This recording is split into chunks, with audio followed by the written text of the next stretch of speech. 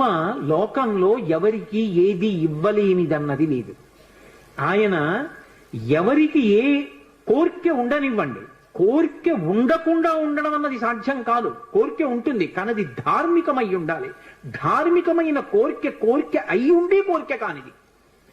ఆ మాట మీరు బాగా అర్థం చేసుకోవాలి.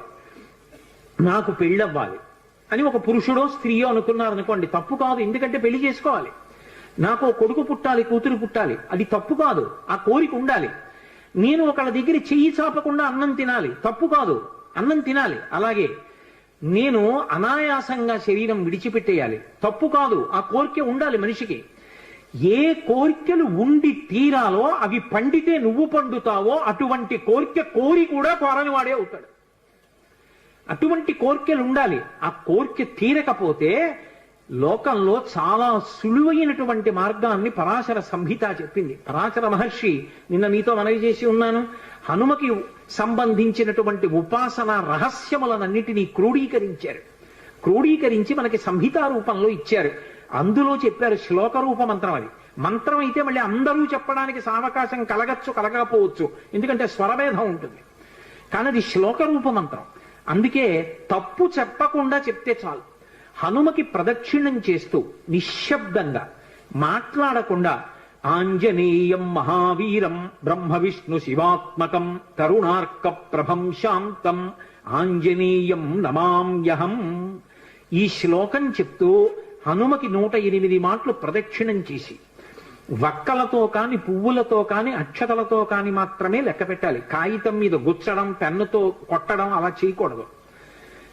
వక్కలు 108 ఓ డబ్బాలో పట్టుకెళ్ళి, ఖాళీ డబ్బా పట్టుకెళ్ళి ఈ ఒక ప్రదక్షిణం చేసినప్పుడు మళ్ళీ స్వామి దగ్గరికి రాగానే నిలబడి ఈ శ్లోకం చెప్పడం. ఆంజనేయం మహావీరం బ్రహ్మ విష్ణు శివాత్మకం తరుణార్క ప్రభం శాంతం రామదూతం నమామ్యహం అండం. ఆ వక్క తీసి పక్క డబ్బాలో వేయడం. 108 ఇందులో వక్కలు అందులోకి వచ్చాయంటే 108 ప్రదక్షిణాలు అయిపోయి మళ్ళీ వక్కల డబ్బా పట్టుకుని ఇంటికి వెళ్ళిపోవడం.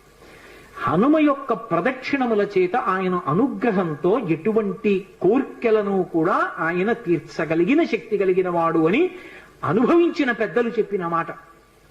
అలాగే అకస్మాత్తుగా విపరీతమైనటువంటి రోగం ఏదైనా శరీరానికి ఏర్పడి భయం కలిగితే, హనుమానంజనాసు నో వాయుపుత్రో మహాబల అకస్మాతాగతోత్పాతం నాశయాసు నమోస్తుతే, ఆ శ్లోకం చెప్పాలి.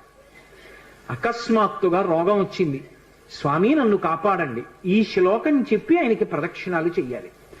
హనుమ ప్రదక్షిణముల చేత విశేషమైనటువంటి తృప్తిని పొందుతారు. అటువంటి హనుమకి ప్రదక్షిణాలు చేస్తూ, ప్రదక్షిణం అంటే గబగబ గబగబ నడవకూడదు, అడుగుల చప్పుడు వినపడకుండా నడవాలి. అలా నడుస్తూ ప్రదక్షిణం చేసి ఈ 2 శ్లోకాల్ని అవసరాన్ని పట్టి అనుసంధానం చేయడం నేర్చుకుంటే ఆయన అనుగ్రహంతో రోగాన్ని నివారణ చెయ్యగలిగిన వైద్యుడు దొరుకుతాడు అని దాని అర్థం. ఆయన అనుగ్రహంతో రోగం పోతుంది. 2, ఆయన అనుగ్రహంతో ఎటువంటివైనా, అంటే నా ఉద్దేశం గొంతెమ్మ కోరికలు అని కాదు, నేను అమెరికా అధ్యక్షుడిని అయిపోవాలి అన్న కోరిక కాదు. ధార్మికమైన కోరికలు ఏవి ఉంటాయో వాటిని హనుమ తప్పకుండా అనుగ్రహించి తీరుతారు. అది పెద్దలు చెప్పిన మాట, నేను చెప్తున్న మాట కాదు. అందుకే అంతటి మహానుభావుడైన అటువంటి హనుమ చాలా తొందరగా ప్రీతి పొందేది దేనికి అంటే రామనామం చెప్పడం చేత. హనుమ గురించి తులసీదాస్ గారు ఏవి చెప్పారో అవన్నీ కూడా అద్భుతమైనటువంటి విషయాలు. రామచరితమానస్ అంత గొప్ప గ్రంథం. తులసీదాస్ గారిని అనుగ్రహించారు మహానుభావుడు స్వామి హనుమ. అనేకమైనటువంటి అవతారాల్లో ఈ లోకంలో వచ్చి ఎందరినో అనుగ్రహించారు. వారు వచ్చినటువంటి అవతారములు ఎన్నో ఉన్నాయి. అందులో సమర్థ రామదాసు గారిగా వచ్చారు ఒకప్పుడు. నారాయణ అన్నది ఆయన యొక్క అసలు పేరు, ఆ పిల్లవాడికి తల్లిదండ్రులు పెట్టిన పేరు. కానీ ఆ పిల్లవాడు విశేషమైనటువంటి రామభక్తి తత్పరుడయ్యాడు. పెళ్లి నిశ్చయం చేశారు, పిల్లవాడిని పెళ్లిపీటల మీద కూర్చోబెట్టారు. పురోహితుడు ఇక జీలకర్ర బెల్లం పెట్టించడం కోసమని సుముహూర్త సావధాన సులగ్నే సావధాన అంటున్నాడు. పెళ్లి కొడుక్కి ఇంకోలా వినపడింది, సావధాన సావధాన. ఇలాగే అందరూ గృహస్థాశ్రమంలోకి వెళ్ళిపోతున్నారు, లంపటంలోకి వెళ్ళిపోతున్నావు, ఇక నిన్ను నువ్వు ఉద్ధరించుకోలేవు, నా మాట విను, ఇప్పటికైనా మించిపోయింది లేదు, ఇంకా సుముహూర్తం రాలేదు, తొందరపడు అన్నట్టుగా వినపడింది. సావధాన సావధాన అన్నది జాగ్రత్త పడు అన్నట్టు వినపడింది ఆ నారాయణ అన్న పిల్లవాడికి. అంతే హనుమ యొక్క అనుగ్రహం ఆవేశించింది. హనుమదవతారం అంటారు సమర్థరామదాస్ గారు. ఒక్కసారి పెళ్లి మంటపంలోంచి 10 దూకులు దూకి వెళ్ళిపోయారు. వెళ్ళిపోయి గోదావరిలో దూకేశారు. దూకేసి గోదావరి నదినంతటినీ కూడా ఈది ఆవలిగొడ్డుకు వెళ్ళిపోయి 10 రోజులు ఆగకుండా నడిచి వెళ్ళిపోయారు అరణ్యంలో.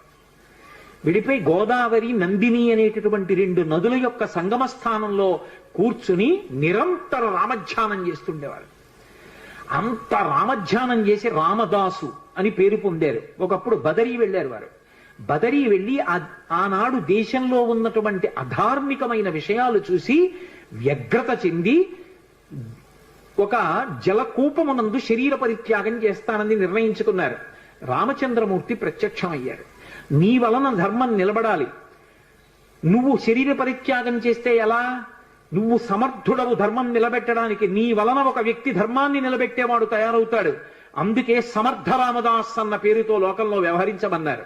సమర్థ రామదాస్ అని పేరు మార్చుకుని హిమాలయ పర్వతాల నుంచి వస్తుంటే ఆయనకి హనుమత్ సాక్షాత్కారం అయింది. సమర్థ రామదాసు గారికి దీక్ష ఎవరిచ్చారు అంటే స్వయంగా హనుమ ఇచ్చారు. ఆయనకి జపమాల, కమండలం, అలాగే కృష్ణాజినం, ఆ దీక్షా వస్త్రాలు, వీటన్నిటినీ కూడా స్వామి హనుమయే అనుగ్రహించారు. ధర్మ సంస్థాపన కోసమని సమర్థ రామదాసు గారు కోదండాన్ని, బాణాన్ని పట్టుకు తిరుగుతుండేవారు. ఒకప్పుడు ఆయన వేదాంత బోధ చేస్తుంటే గోదావరి తీరంలో కొంతమంది బ్రాహ్మణులు వచ్చి ఆయన్ని విమర్శించారు. నువ్వేమో వేదాంత బోధ, పట్టుకున్నది ధనస్సా, చేతిలో బాణమా, ఈ వేదాంతం సత్యమా, ధనస్సు బాణం సత్యమా? వేదాంతం చెప్పేవాడికి ధనస్సు బాణం ఎందుకురా? బహుశా ఈయనకి బాణం ఎక్కువ పెట్టడం కూడా చేత కాదనుకుంటాను, ఉత్తినే అలా బటుకు తిరుగుతున్నాడు అన్నారు.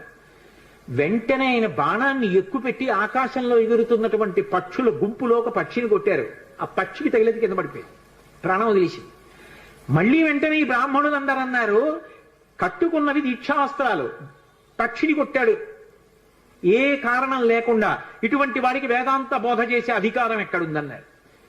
వెంటనే ఆయన గోదావరిలో నీళ్లు కమండలంలో ఉన్నాయి, ఆ కమండలంలో నీళ్లు తీసి రామనామం చెప్తూ పక్షి మీద తెల్లారు. అది రివ్వున ఆకాశంలోకి ఎగిరిపోయింది. సమర్థ, అందుకే ఆయన పేరు ముందు బిరుదువాక్యం. ఆయన అఘటనాఘటన సమర్థుడు. అంతటి హనుమదవతారంగా వచ్చి మొత్తం దేశమంతటా కూడా ప్రచారం చేశారు. గుండెల్లో రాముడు, శరీరంలో హనుమ, అది ఆయన నినాదం. అందుకే ప్రతి చోట వ్యాయామ పాఠశాలలు పెట్టారు. వ్యాయామశాలలు పెట్టి అందరూ కూడా వ్యాయామం చేసి మంచి ఆరోగ్యవంతమైన శరీరాన్ని, గుండెల నిండా రామభక్తిని పెంపొందించుకోండి, ధర్మ సంస్థాపన చెయ్యండి. ఊరూరా సమర్థ రామదాసు గారి ప్రబోధమే. అంత గొప్పగా ధర్మవీరుల్ని తయారు చేశారు. అటువంటి సమర్థ రామదాసు గారు ఒకానొకప్పుడు ఛత్రపతి శివాజీ ఇంటికి వెళ్ళారు. వెడితే భిక్ష ఇవ్వాలి కాబట్టి జోలు పట్టారు. శివాజీ వచ్చి ఓ కాగితం చుట్టైన జోలులో పడేశారు. రామదాసు గారు తీసి చదివారు. చదివేటప్పటికి తన యావత్ సామ్రాజ్యాన్ని గురువు గారికి అర్పించేస్తున్నాను అని ఉంది.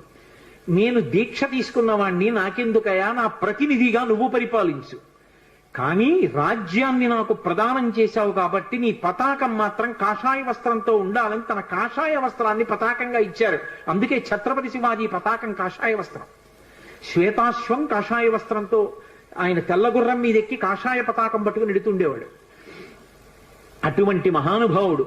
ఒకప్పుడు శివాజీ సమర్థ రామదాసు గారి దర్శనానికి వెళ్ళారు. వెడితే సమర్థ రామదాసు గారు ఆయనకి ప్రసాదం ఇచ్చారు. ఇంటికి వెళ్ళి ఈ ప్రసాదం చూసుకో అన్నారు. ఇంటికి వెళ్ళి విప్పారు. విప్పితే అందులో ఒక మూటలో మట్టి ఉంది, ఒక మూటలో గులకరాళ్ళు ఉన్నాయి, ఒక మూటలో గుర్రపు లద్ది ఉంది, ఒక మూటలో కొబ్బరికాయ ఉంది. ఇంతటి శివాజీ తెల్లబోయాడు. ఏమిటి ప్రసాదం, ఎందుకు ఇచ్చారు గురువు గారని? మహాతల్లులు ఈ లోకంలో బిడ్డల్ని కన్న తల్లులు భారతదేశంలో ఎంత గొప్ప వాళ్ళని తయారు చేశారో. వెంటనే ఆ తల్లి వచ్చింది, జీజీబాయి వచ్చి ఆవిడంది, సమర్థ రామదాసు గారు ఏదైనా ఇచ్చారు అంటే అది ఉత్తినైపోయేది కాదు. ఎందుకు ఇచ్చారో తెలుసా? మహానుభావుడు ఆయన మట్టి ఇచ్చారు అంటే నువ్వు భూపతివికా, రాజ్య పరిపాలన చెయ్యి, ధార్మికంగా అని ఇచ్చారు. ఆయన గులకరాళ్ళు ఇచ్చారు, కొండల మీద కోటలు కట్టమని ఆదేశం. గుర్రపు లద్దెనిచ్చారు, అంటే ఆశ్విక దళాలని ఎక్కువగా పెంచుకోమని అర్థం. కొబ్బరికాయ ఇచ్చారు, మనసులో మధురంగా ఉండి పైకి చాలా గంభీరంగా కఠినంగా ఉండు, అప్పుడు కానీ వ్యవస్థ అదుపులో ఉండదని నీకు చెప్తున్నారు. ఈ 4 సందేశాలు నీకు చెప్పడానికి 4 రకాల ప్రసాదం ఇచ్చారని చెప్పారు. సమర్థ రామదాసు గారు చివర రామచంద్రమూర్తి యొక్క నామం చెప్తూ ఆయన రామచంద్రమూర్తి యొక్క మూర్తి పాదముల మీద తలపెట్టి శరీరాన్ని విడిచిపెట్టారు. హనుమయే ఈ దేశంలో ధర్మాన్ని నిలబెట్టడానికి ఒకప్పుడు సమర్థ రామదాసుగా వచ్చారు. ఎందరూ పొందారండి హనుమత్ సాక్షాత్కారం. ద్వైతమతావలంబకులు మహానుభావులు రాఘవేంద్ర స్వామి వారు హనుమ యొక్క సాక్షాత్కారాన్ని పొందారు. ఆయన్ని చిన్నతనంలో వెంకటనాథుడు అని పిలుస్తుండేవారు. ఆయన కటిక పేదరికం అనుభవించారు. శిష్యులందరికీ కూడా వేదాంత పాఠం చెప్పి దొరికినదేదో అది తినేవారు. ఆయన చరిత్ర గురించి చెప్తూ కొన్ని అద్భుతమైన విషయాలు చెప్తారు. వారి భార్య గారికిట ఒక్కటే చీర ఉండేదిట. ఆ చీర సగభాగం కట్టుకునేవారట, సగభాగం తడిపి ఆరేసేవారట. అవతలది ఆరితే ఆ ముక్క కట్టుకుని ఈ ముక్క ఆరేసుకునేవారట ఆవిడ. అయినా సరే దరిద్రాన్ని పక్కన పెట్టి భర్త గారిని అనుగమించినటువంటి మహాపతివ్రత. అటువంటి తల్లి, ఒక్కగానొక్క కొడుకు, శిష్యులకి వేదాంత పాఠం చెప్పి దొరికితే తినడం, లేకపోతే ఉపవాసం. అటువంటి వారు ఒకసారి ఒక చోటికి శుభకార్యానికి వెడితే ఆయన్ని పిలిచి గంధం తీయమన్నారు వచ్చిన అతిథులందరికీ గంధం పెట్టడానికి. సూక్త పఠనము అని ఒక మాట ఉంది లోకంలో. పరమభక్తితో సూక్తాన్ని పఠిస్తే సూక్తాధిదేవత అనుగ్రహిస్తుంది. ఆయన అగ్ని సూక్తం చదువుతూ గంధం తీశారు. తీస్తే ఆ గంధం అందరూ బొట్టు పెట్టుకున్నారు. ఒళ్ళు మంటలు వచ్చేసింది వచ్చిన అతిథులకి. ఎక్కడది ఈ గంధం, ఎందుకు ఇలా మంటలు వచ్చిందని అడిగారు. ఆ యజమాని అడిగాడు రాఘవేంద్ర స్వామిని, ఎందుకు ఇలా మంటలు వస్తున్నప్పటికి ఇంకా వెంకటనాథుడు ఆయన పేరు, ఎందుకు ఇలా మంటలు వచ్చిందని అడిగారు. నేను అగ్ని సూక్త పఠనం చేస్తూ ఈ గంధం తీశాను అన్నారు. ఏమిటి అగ్ని సూక్తం చదువుతూ నువ్వు గంధం తీస్తే ఒళ్ళు మంటలు వచ్చిందా? నువ్వు వరుణ సూక్తం చదివితే చల్లబడుతుందా అన్నారు. చల్లబడుతుందన్నారు. ఏది వరుణ సూక్తంతో తీయన్నారు. ఆయన వరుణ సూక్తం చదువుతూ గంధం తీశారు. ఆ గంధం పెట్టుకుంటే అందరికీ ఒళ్ళు చల్లగా అయిపోయింది. అంతటి మహానుభావుడు సుధీంద్ర స్వాముల వారిని వారి గురువు గారి ఆజ్ఞ మేరకి అకస్మాత్తుగా వారు సన్యాసాశ్రమం తీసుకుని రాఘవేంద్రుడు అన్న పేరుతో ఆ ద్వైత మఠాధిపతులు అయ్యారు. వారు మన ఆంధ్రదేశంలో మంత్రాలయం దగ్గరే హనుమ గురించి జపం చేస్తే పంచముఖాలతో ఆంజనేయ స్వామి ఆయనకి ప్రత్యక్షం అయ్యారు.